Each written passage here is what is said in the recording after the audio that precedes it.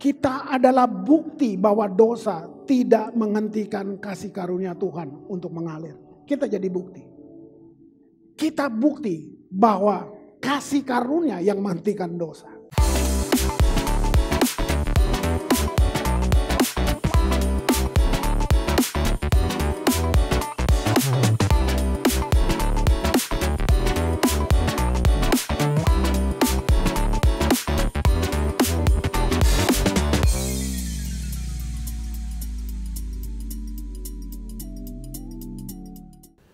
Kita ada di dunia yang sama, tetapi kita tidak sama.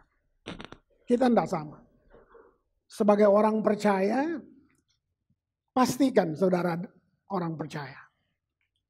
Kita disebut saksi sebagai identitas kita disebut saksi. Banyak saudara. Kita dibilang kita adalah cermin kemuliaan. Lalu kita dibilang murid. Orang percaya banyak, murid gak banyak. Murid itu artinya dipersiapkan, dididik untuk menjadi sesuatu. Nah, jelas Alkitab gak kasih teka-teki. Kamu akan menjadi seperti Yesus. You become like Jesus. Itu tujuan kita ditebus. Wow. Identitas kita penuh. Kamu anak, kamu sahabat, kamu kekasih. Gitu. Nah sekarang kita sebagai murid. Jadi dididik itu berarti kita memang di bawah dewasa ya. Apa sih? Apa yang Tuhan mau dengan kita sebagai gerejanya? Cuman ini. Memperluas kerajaan Allah. Artinya itu yang saya bilang tadi. Gak ada nasib buat kita. Kerajaan ini kerajaan apa? Bumi ini bumi yang jatuh. Bumi yang berdosa. Bumi yang hancur. Tapi dengan adanya Yesus, kita memperluas kerajaan Allah. Luar biasa. Nah, hasil perenungan, tentu hasil belajar, buat saya ini petunjuk untuk saya memberikan kepada saudara. Tema kita tuh sebenarnya sangat luas, bertumbuh dalam firman, kan gitu. Itu sangat luas. Karena firman segalanya. Segalanya. Gitu. Jangan kejar manifestasi. Enggak. Firman itu segalanya. Firman pun kalau bukan Yesus ya dia bukan firman. Karena dibilang Yohanes pasal 1. Firman itu menjadi manusia. Ya. Oke. Satu kisah perjanjian lama. Tapi dia punya pesan profetik buat kita. Ini waktu berapa? Bulan lalu ya. Waktu pelajaran dari mimbar ini bicara tentang Nuh. Itu menginspirasi saya.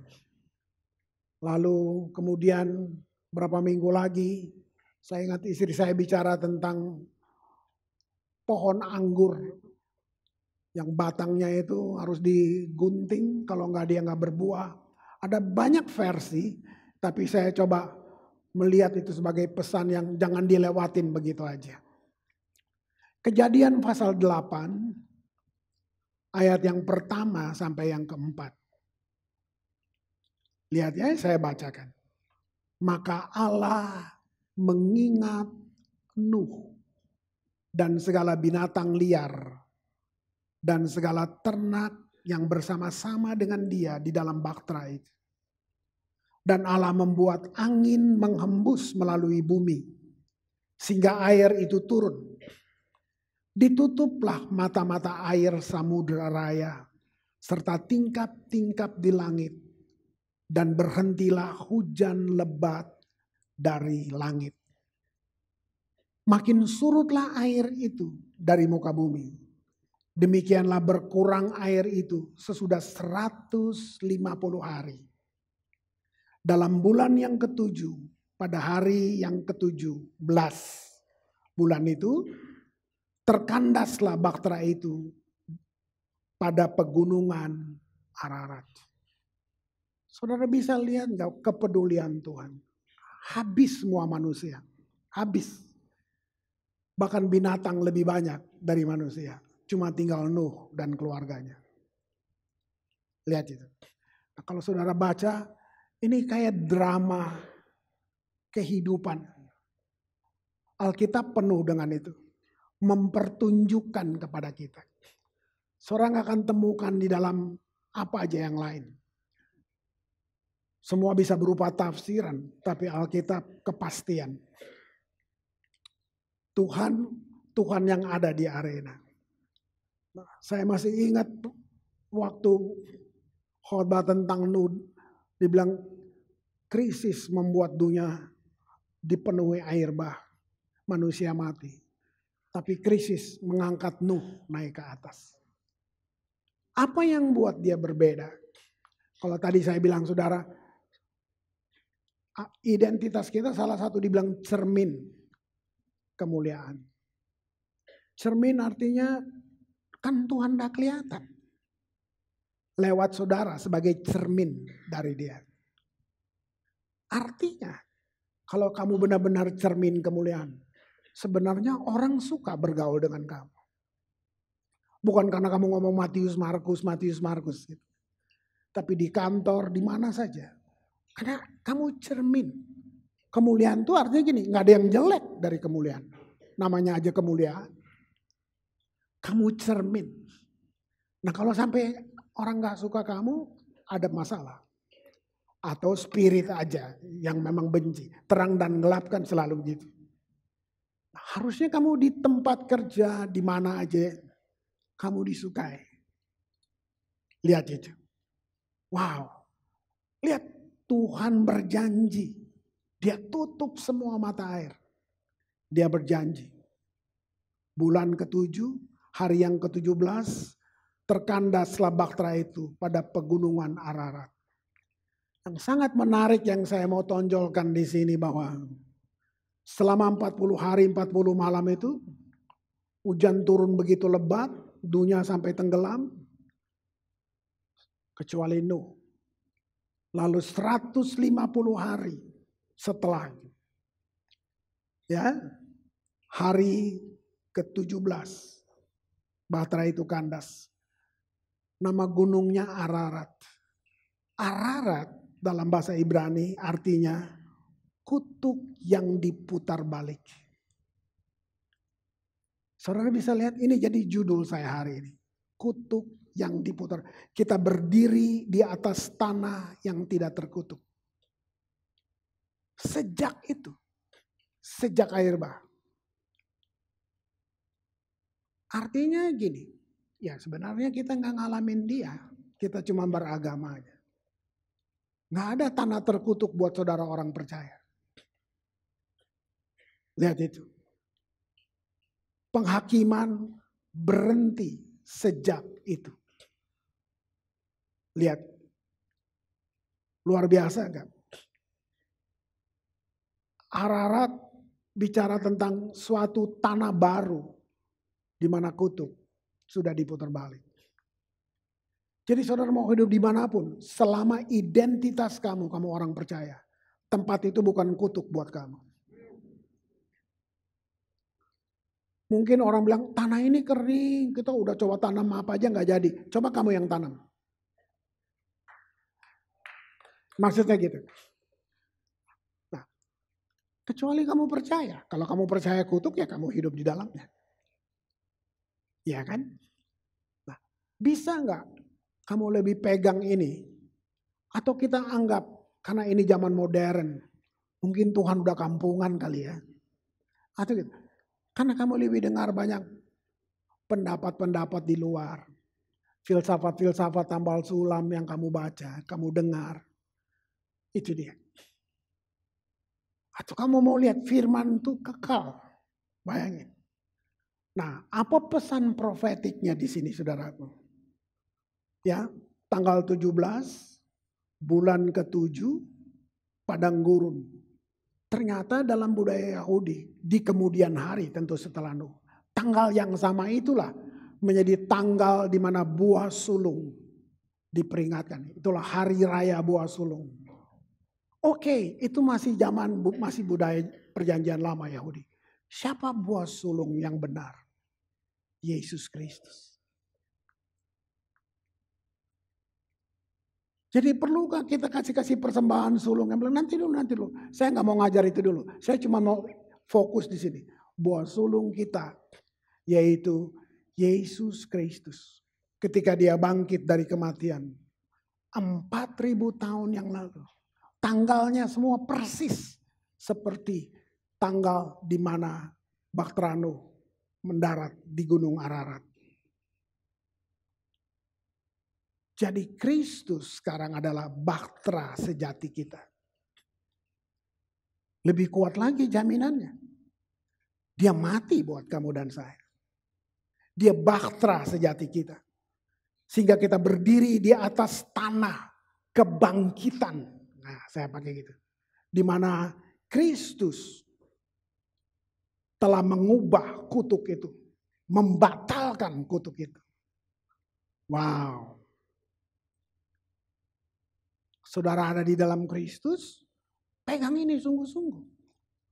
Uji bertanya, benarkah? Gitu.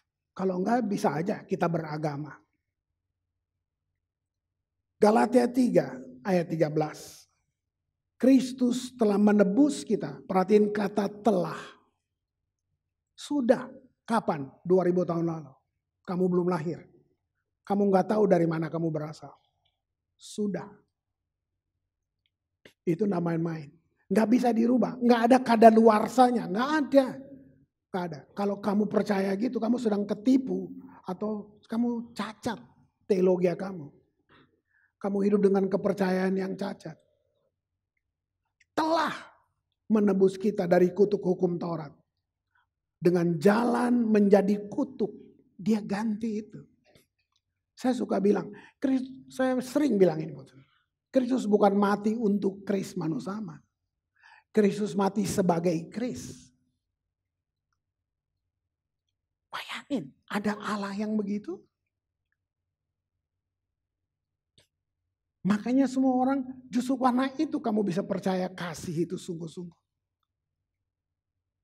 Di luar Injil, nggak ada juru selamat. Sayangnya, kamu nonton. Orang tukar Yesus. Juru selamat. Artinya juru apa tuh? Ahli. Yang ahli menyelamatkan kamu. Kamu tukar. Coba lihat. Itu apa tuh? Mau bilang apa? Bodoh? Bego? Mau bilang apa? Kamu tukar dia. Karena proyek. Karena cinta. Karena apa? Coba lihat. Yang sudah pasti, yang ahli selamatin kamu. Di tengah jalan. Nah, kan semua sama Pak. Coba lihat. Wow. Telah menebus kita. Sampai bilang, terkutuklah orang yang digantung pada kayu salib. Untuk dia. Yang dikutuk dia. Dia dikutuk sebagai kamu. Wow. Bayangin, luar biasa gak? Jadi itu penebusan itu bukan cuma tentang keselamatan masuk ke surga. Penebusan itu termasuk penyakit, kemiskinan, kegagalan. Semuanya. Tersapi tadi lagu-lagu tadi. Itu. Ingat, kita sebagai orang percaya. Kita ada di atas tanah yang tidak terkutuk. Kamu yang menentukan. Siapa kamu itu menentukan. Luar biasa. Kamu berdiri di daerah di mana sangat mudah untuk Tuhan melepaskan berkatnya buat kamu. Apa dasarnya? Tidak ada lain, iman. Bukan perbuatan baik kamu. Bukan. Kita sudah hidup di dunia yang jatuh. Warisannya, dosa itu warisannya cuma mati, nggak ada yang lain. Gitu. Yesus adalah yang pertama lahir, ya, bangkit dari kematian.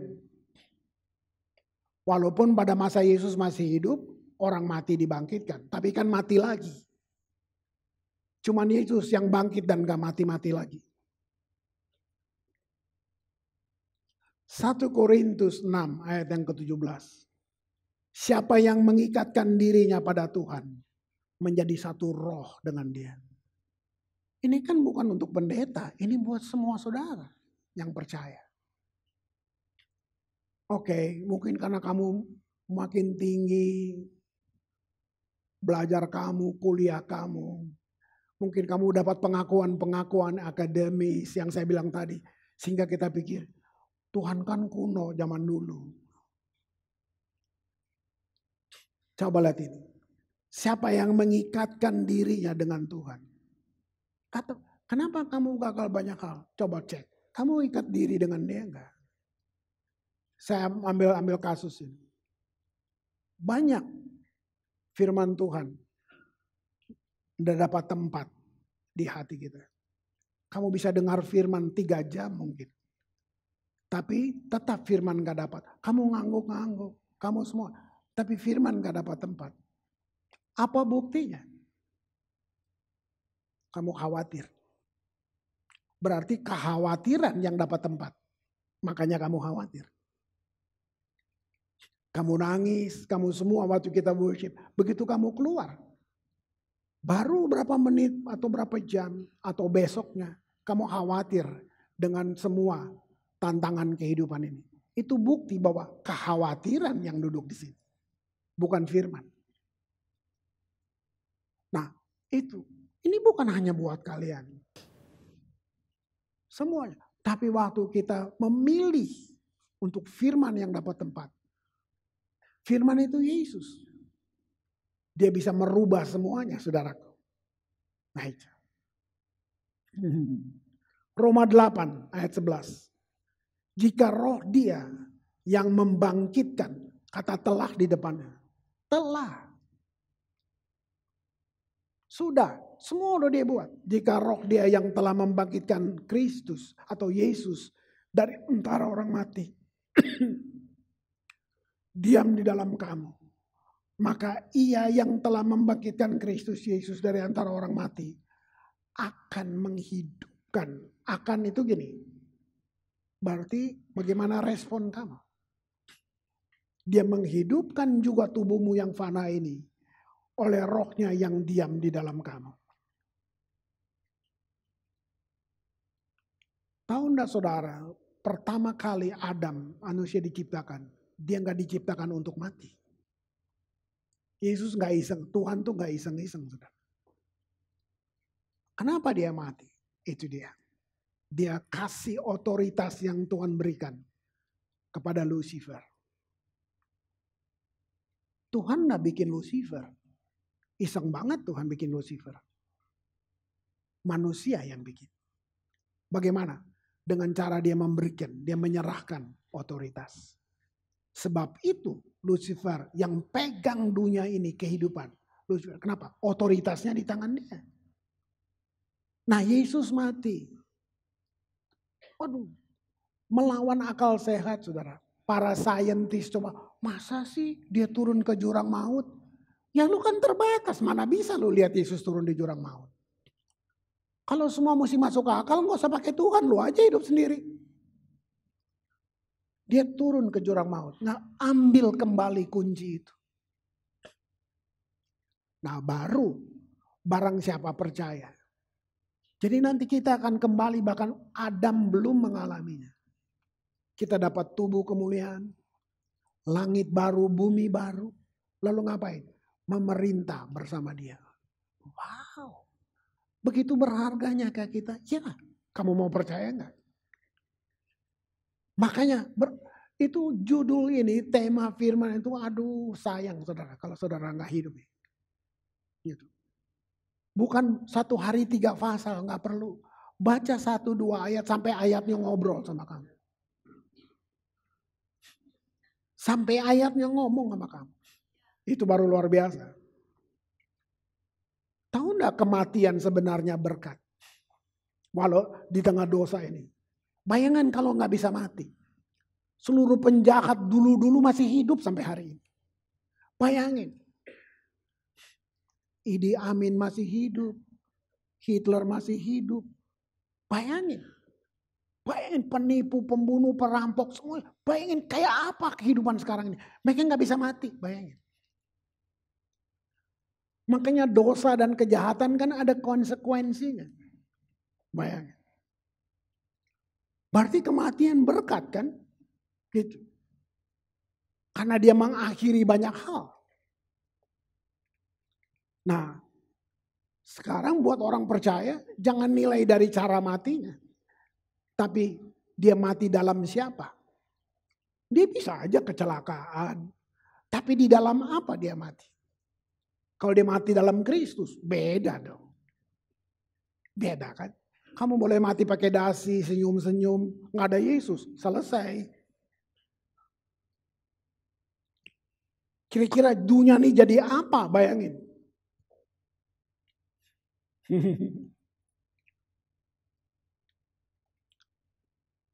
Kita yang oleh Roh Kudus punya masa depan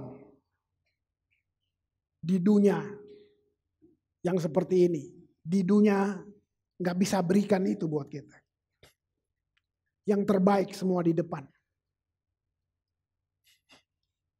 Ya yang tua-tua ini kan bernostalgia.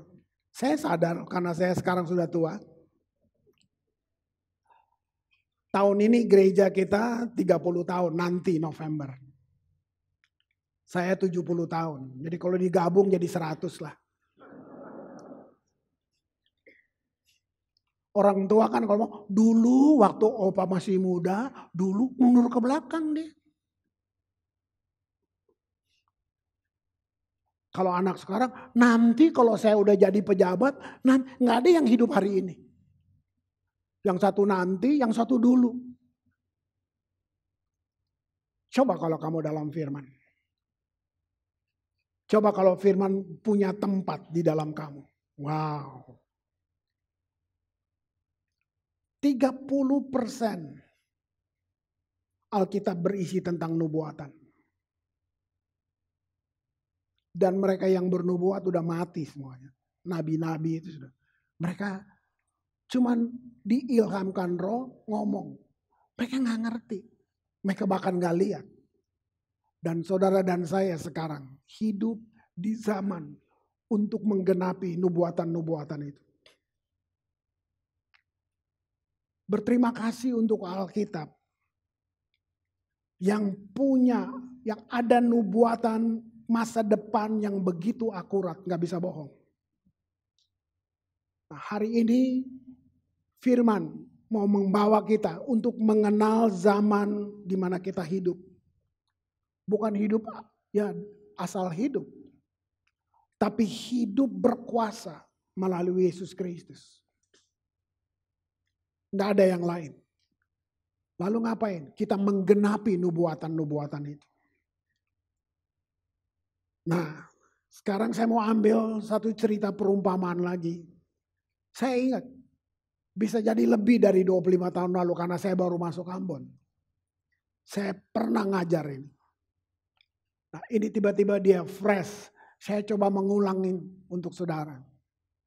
Alkitab memperkenalkan kepada kita ada 3 bentuk waktu. Waktu yang pertama adalah waktu dalam bentuk kronos. Itu bahasa Yunani. Kata kronologis lahir dari situ. Kronos. Kronos artinya 1 kali 24 jam. Artinya hidup sehari-hari itu kronos. Kalau saudara gak ada Roh Kudus, gak ada Yesus. Bisa aja saudara sedang percaya bahwa hidup cuma sekali. Makanya mumpung masih hidup bikin apa aja yang kamu suka. Kan habis itu mati. Kamu kira kamu kayu bakar gitu? Nah, Alkitab nggak berhenti di situ. Ada waktu yang kedua. Waktu dalam bentuk kairos. Kata kairos kalau diterjemahkan Allah melawat umatnya. Kenapa kamu bertobat? Kenapa kamu rindu pengen hidup dengan Tuhan, dalam Tuhan? Kamu ngalamin kairos. Allah melawat kamu. Bisa aja di rumah sakit. di kantor, atau dapat mimpi, sampai kamu punya kerinduan. Saya pengen hidup, mau benar-benar, mau bertobat. Nggak ada orangnya. Kenapa bertobat? Iseng-iseng aja Pak, siapa tahu asik. Nggak ada. Bertobat tuh kairos. Kamu ngalamin kairos. Itu baru bertobat. Nanti yang lain lagi. Kemajuan-kemajuan rohani itu kairos. Apa saya mimpi berdiri di sini? Enggak ada. Saya anak jalanan. Saya piatu umur 9 tahun. Jangankan masa depan, masa besok aja enggak ada. Apa dong? Kairos. Kalau dulu ditanya, kamu hidup menurut kamu apa, Chris? Yang saya bisa jawab gini, terkenal dan banyak duit. Dipikir hebat gitu ya. Bisa gitu? Hari ini itu kairos. Wah, tapi nggak berhenti di situ. Ada waktu ketiga, waktu dalam bentuk namanya aion. Diterjemahkan everlasting, kekal. Setiap orang yang percaya dipanggil dalam kekekalan. Bagi dunia ada 2 kekal. Kekal di luar Yesus atau kekal bersama Yesus. Ini joke ya. Lucu-lucu dikit lah. Jadi ada orang dia pi neraka tuh. Dia lihat, air pantai pun bagus. Nasib kecil, gak ada apa-apanya. Wih, artis-artis top man. Wow, ada konser. Semua keren-keren, pakai bikini. Lebih baik neraka juga sedap. Dia pulang, 3 bulan lagi dia mati. Dia sudah tahu sedap neraka tuh mandi di pantai. Pas dia sampai api semua. Dia tanya petugasnya, loh kok 3 bulan lalu saya lihatnya beda. Pengawasnya bilang gini, itu kan bulan promosi Pak.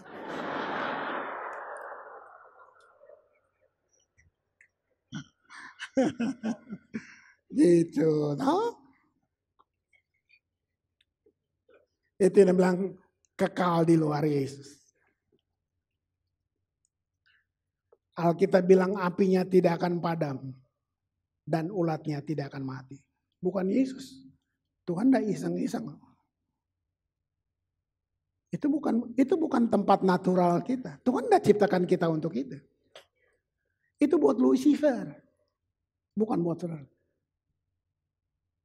Luar biasa. Nah, yuk saya baca. Ini perumpamaan. Tuhan mau cerita sorga. Cuman kan kalau bilang sorga. Kita bayangin kayak apa ya. Ini budaya dulu ya. Kita mundur. Ini zaman dia hidup. Kayak apa ya. Berhayal kan. Kalau Tuhan bilang sorga tuh kayak bulan. Belum pernah ke bulan. Sorga kayak Mars. Nah dia ambil satu contoh. Satu yang bisa dimengerti. Tapi bukan asal. Dia umpamakan surga dengan kebun anggur. Nah anggur dalam Alkitab artinya joy. Nah sayang. Kalau kita tidak ngalamin Tuhan, nggak ada joy. Makanya banyak penyembahan, saya menonton di banyak pelayanan. Penyembahan kita tanpa pengertian itu. Kita kayak pengemis ketua, nggak ada. Sebenarnya itu cacat. Tadi kan saya bilang, penyembahan itu sekalipun. Pujian penyembahan cuma puja-puji, damba kagum, cinta. Enggak ada. Jadi kalau jemaat kayak yatim piatu, gerejanya pantai asuhan. Mau kayak gitu. Apa yang menarik dunia mau dapat apa? Itu sebenarnya karena nggak ngerti. Kita coba memotivasi Tuhan dengan penyembahan. Salah. Nggak bisa. Dia sempurna. Dia nggak butuh dihibur. Nggak butuh itu. Nah, tanpa understanding itu cacat. Kebun anggur artinya joy. Dia bilang tiada air mata. Nah ya bedanya kita nangis bukan karena susah. Kalau kamu jumpa dia. Kalau kamu ngalamin dia. Kamu bukan nangis karena gak ada beras di rumah. Itu salah lu sendiri kenapa gak ada beras. Kamu nangis karena bilang Tuhan kenapa baik banget sih. Yang model kayak gini kok Tuhan tolong sih. Kita nangis karena melihat Tuhan sangat indah, sangat baik. Itulah kasih karunia. Luar biasa. Saya baca ya. Adapun hal kerajaan sorga. Ayat 1 sampai 6. Matius 20. Sama seperti seorang tuan rumah. Nah, jadi dia ini tuan rumahnya. Pagi-pagi benar. Ini bicara waktu. Pagi-pagi benar. Keluar mencari pekerja-pekerja untuk kebun anggurnya. Belum ada matahari, gelap. Si tuan rumah keluar cari pekerja. Tahu enggak, kamu punya Tuhan yang turun di arena, yang peduli dengan kehidupan. Belum ada matahari, orang masih bobo, dia yang keluar, dia cari orang.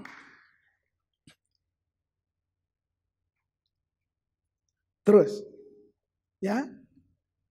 Ayat 2, setelah ia sepakat dengan pekerja-pekerja itu mengenai upah sedinar sehari, ia menyuruh mereka ke kebun anggurnya. Ini topik lain lagi, bicara upah sedinar itu. Saya nggak mau singgung itu. Saya mau pertajam dia, cuma bicara waktu yang saya sebut dari atas. Wow. Oke. Ayat 3, kira-kira pukul 9 pagi. Ia keluar pula dan dilihatnya ada orang-orang lain menganggur di pasar. Nah ini ada dua kata bagus nih. Menganggur, pasar. Apa yang saudara bisa dapat kalau ada kata menganggur? Tadi saya sudah sebut dari atas kan. Kita hidup di dunia yang jatuh. Menganggur ini bukan non-job, nggak ada penghasilan. Bisa itu, tapi di sini maksudnya bukan itu. Saudara boleh pakai dasi, saudara punya banyak properti, saudara punya berhasil secara finance, secara ekonomi, secara apa. Silakan. Tapi di luar Kristus, secara spiritual, kamu pengangguran. Pikirin. Berapa banyak yang saudara bisa nonton di sekitar saudara. Mereka pengangguran rohani. Pakai dasi sih. Tapi pengangguran. Di luar Yesus kamu gak bisa berbuat apa-apa. Kita tahu. Orang lain gak tahu kan. Mereka pikir semuanya di uang. Semuanya di. Itu semua belum salah. Tapi kalau hanya itu. Nah itu dia. Kamu bisa lihat. Mengerikan. Lalu pasar apa? Pasar bicara sistem. Jadi waktu Adam serahkan otoritas, dunia ini dikuasai oleh Lucifer. Nah Lucifer membawa manusia dan dunia ini masuk dalam sistem dia. Sistem dosa. Jadi pasar itu kalau saudara-saudara ngerti pasar, tangkap ini. Tidak ada satu benda bisa keluar kalau dia sudah ada di pasar. Semua benda, sayur, apa saja, ikan, semua yang kalau sudah masuk pasar, berarti dia masuk dalam sistem. Dia bisa keluar dari pasar kalau ada yang membelinya. Kangkung, bayam, kacang-kacangan, ikan, nggak bisa. Gua nggak betah di sini. Gua mau balik lagi dia ke laut, nggak bisa. Begitu dia udah masuk, dia ada dalam sistem itu. Jam 9, mataharinya sudah ada. Alkitab bilang ini, terang yang sesungguhnya telah datang ke dunia. Apa tujuan Yesus datang? Cuma mau masuk. Nama pasarnya pasar dosa. Tuhan masuk ke pasar dosa untuk cari kita. Pindah ke kebun anggurnya. Saya pinjam Pernyataan Lukas waktu dia jelasin kelahiran Yesus. Dia bilang gini, hari ini telah lahir bagimu Kristus Tuhan di kota Daud.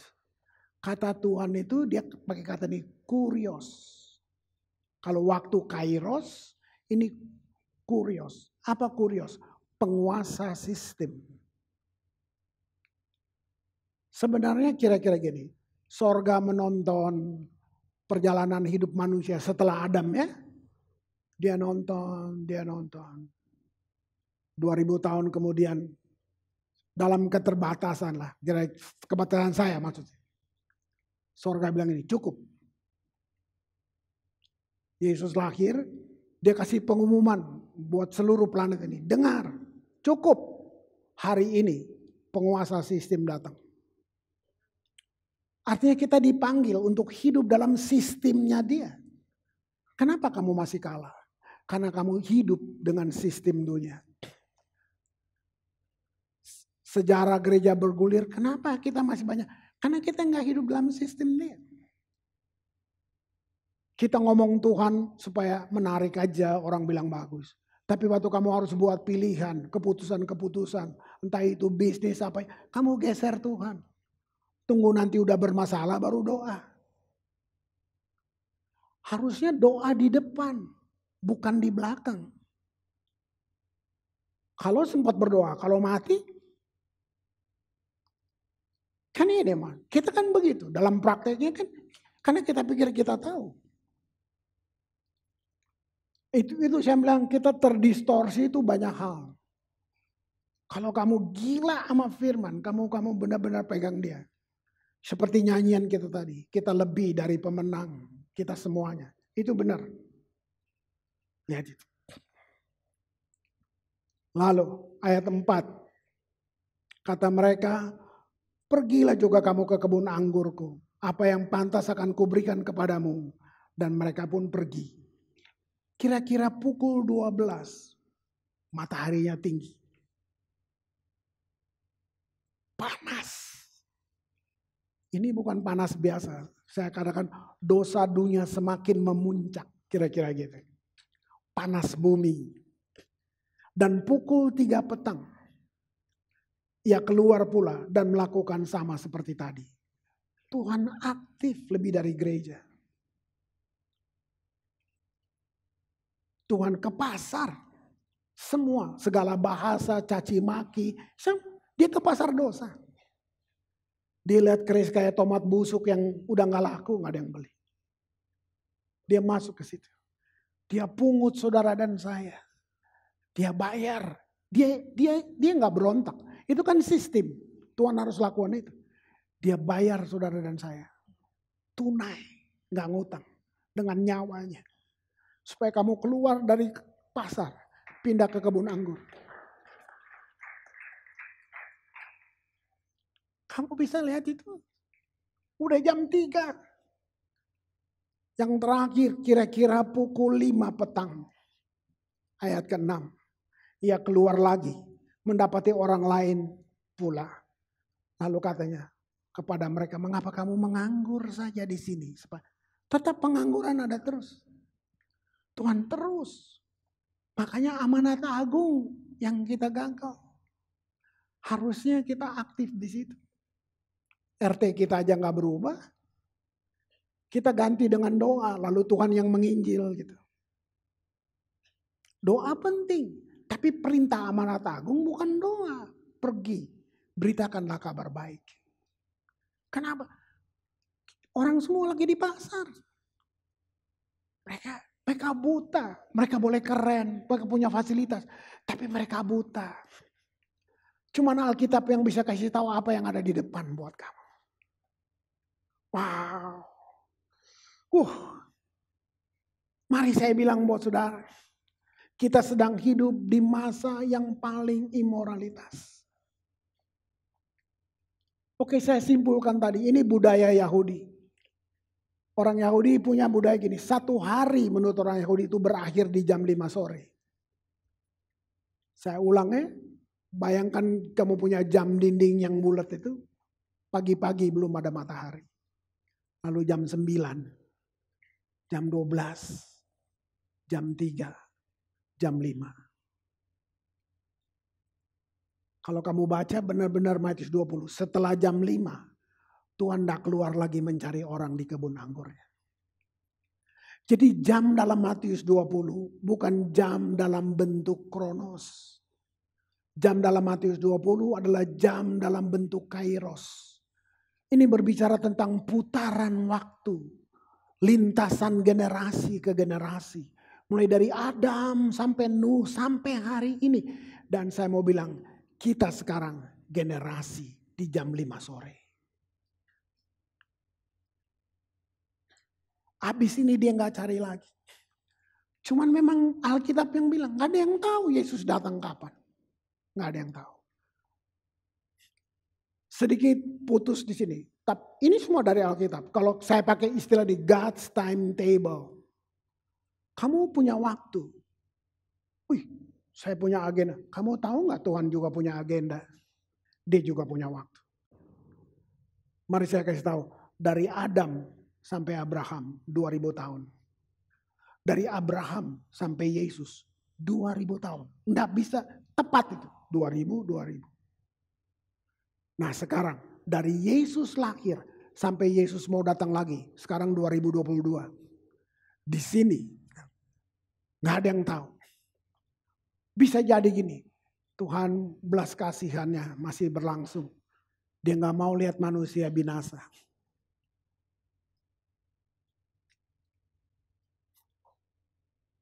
Kayaknya kelebihan 22 tahun menurut kita.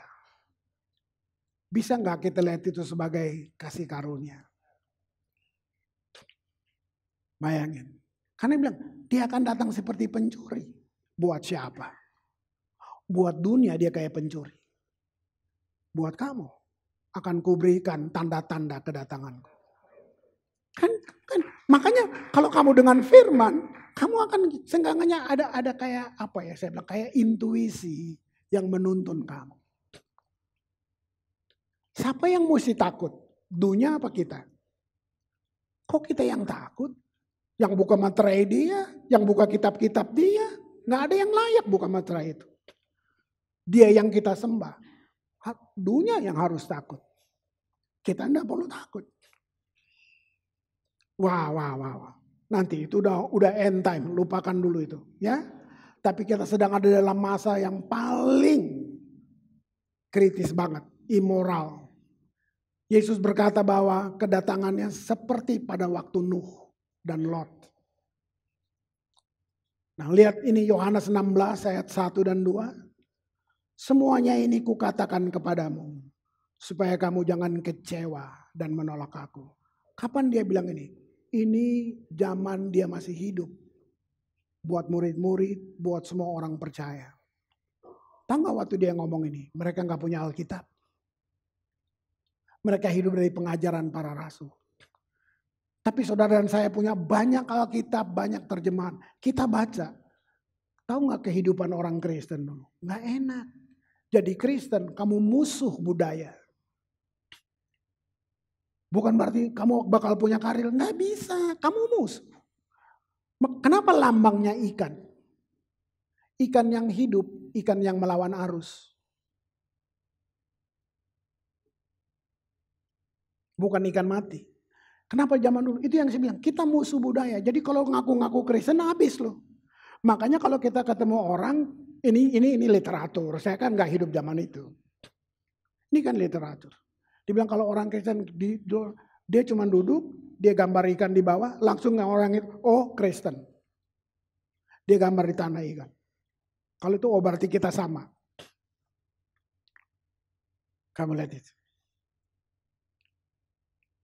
Wow. Kenapa mereka dimakan singa, dibakar? Kok mau sih jadi Kristen? Jawabannya ini, mereka nggak kecewa. Mereka ngalamin Tuhan. Pengajaran rasul-rasul hidup di dalam mereka. Saya bilang, kamu tadi punya banyak Alkitab. Tapi firman gak dapat tempat di dalam kamu.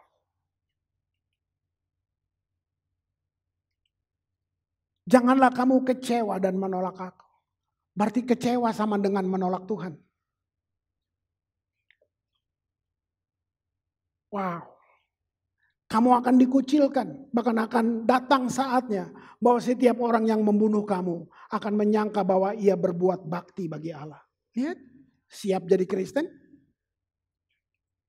Yang perlu kita tahu dan perlu kita percaya, Tuhan lebih dekat dari yang kamu duga. Yang menentukan jauh tidaknya, yaitu kamu sendiri. Kenapa kita bilang itu? Kalau kamu sengaja tidak mau bersekutu dengan Tuhan, seakan-akan Tuhan jauh. Dia nggak jauh, kamu yang jauh. Kamu nggak mau bersekutu dengan dia. Kenapa? Firman bilang, dia tinggal di dalam kita. Dia nggak jauh. Makanya kalau saya berdoa, saya nggak berdoa ke langit. Saya nggak ngomong sama Tuhan yang ada di langit. Saya ngomong dengan dia yang di sini. Kamu bisa bebas ngomong dengan dia. Masalahnya bila kamu nggak berdoa, Tuhan nggak paksa kamu untuk bicara dengan dia. Tuhan nggak begitu.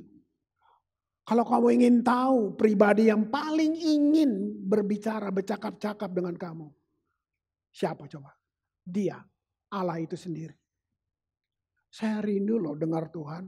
Mari gue bilang, Tuhan lebih rindu bicara buat lo. Lihat itu. Itu Tuhan. Coba, saya hati-hati karena saya bukan pengusaha. Takut so tahu ya. Cuman saya mau bilang. Kalau uang kamu jadikan Tuhan. Lu mau jeduk kepala di tembok juga. Kamu jadi uang tuh kacung kamu. Kalau kamu jadikan dia uang, tahu art uang itu? Mamon, Allah saingan. Dia kuasain kamu. Makanya saya bilang kekhawatiran ambil alih. Kamu tahu berapa deposito kamu. Sehingga buat kamu aman. Wah cukup. Untuk sekian tahun. Kamu tahu berapa isi ATM. Kamu ketawa-ketawa. Tapi sayang kamu gak tahu berapa banyak yang Tuhan sudah taruh di dalam kamu. Bukan cuma setelah dia mati terus ngapain? Dia taruh, dia invest semuanya di dalam kamu. Tapi kamu gak tahu. Karena memang kamu gak bersekutu dengan dia. Karena kamu gak bergaul dengan dia. Firman gak hidup dapat tempat di dalam kamu. Kamu lebih tahu berapa deposito kamu. Saya cuma mau ingatin. Ini jam 5 sore. Ayat yang terakhir. Kolose 1, 26 dan 27. Yaitu rahasia yang tersembunyi dari abad ke abad. Dan dari turunan ke turunan. Tetapi sekarang dinyatakan kepada orang-orang kudusnya. Berhenti sebentar. Apa itu rahasia? Rahasia artinya yang disembunyikan. Disembunyikan dari Adam, Abraham, semua disembunyikan. Sekarang dinyatakan kepada kita orang kudus. Itu yang saya bilang, Christ in you. Dia di sini, dia nyatakan semua rencananya. Kalau kamu tahu itu, melebihi deposito kamu. Kamu gak khawatir. Ayat 27, kepada mereka itu kamu. Tulis namamu. Bisa gak kamu declare tiap hari firman, firman, firman, firman. Karena kepada mereka Allah mau memberitahukan. Lihat betapa kaya dan mulianya rahasia ini di antara bangsa-bangsa lain. Yaitu Kristus ada di tengah-tengah kamu. Kristus yang adalah pengharapan akan kemuliaan. Mari tim worship silakan naik sini. Dari semua saya bilang zaman budaya masih Israel, Yahudi, Yesus ke kebun anggur. Hari ini saya mau bilang ini giliran kita. Kenapa? Kita murid, kita orang percaya. Ini giliran kita. Kamu boleh ingatin dirimu, teman di sebelahmu, jam 5 sore. Luar biasa. Tugas kita apa? Memindahkan orang dari pasar dosa. dari dunia di mana kita bekerja, bawa mereka ke kebun anggur. Maka dia bilang, menjadi saksiku, beritakanlah kabar baik. Kita adalah bukti bahwa dosa tidak menghentikan kasih karunia Tuhan untuk mengalir. Kita jadi bukti. Kita bukti bahwa kasih karunia yang menghentikan dosa.